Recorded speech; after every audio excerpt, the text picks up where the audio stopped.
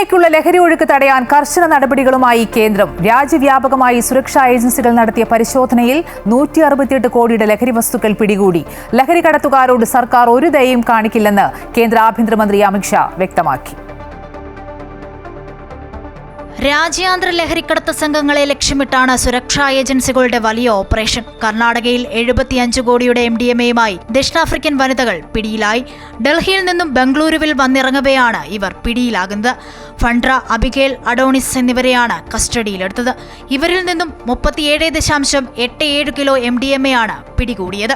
കർണാടകയുടെ ചരിത്രത്തിലെ തന്നെ ഏറ്റവും വലിയ ലഹരി വേട്ടയാണിത്. ബംഗളൂരുവിൽ നിന്നും അറസ്റ്റിലായ നൈജീരിയൻ സ്വദേശി പീറ്റർ എക്കഡി ബെല്ലോവു എന്നയാളിൽ നിന്നുമാണ് ഇവരെക്കുറിച്ചുള്ള വിവരം ലഭിക്കുന്നത്.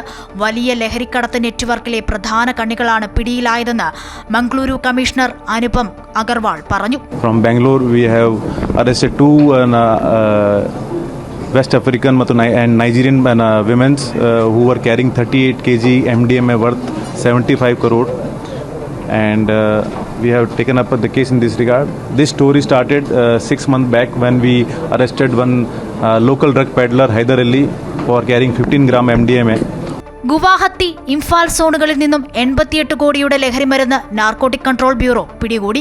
അന്താരാഷ്ട്ര ലഹരിക്കടത്ത് സംഘങ്ങൾക്കെതിരെ നടപടി കടുപ്പിക്കുന്നതിന്റെ ഭാഗമായിട്ടാണ് രാജ്യത്തെ വിവിധയിടങ്ങളിൽ പോലീസ് അടക്കം ഏജൻസികൾ ലഹരിവേട്ട സജീവമാക്കിയിരിക്കുന്നത്.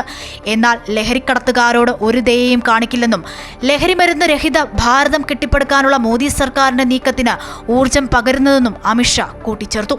മയക്കുമരുന്ന് വ്യാപാരം തടയുന്നതിനും ദേശീയ സുരക്ഷ നിലനിർത്തുന്നതിനും സർക്കാർ പ്രതിജ്ഞാബദ്ധമാണ്.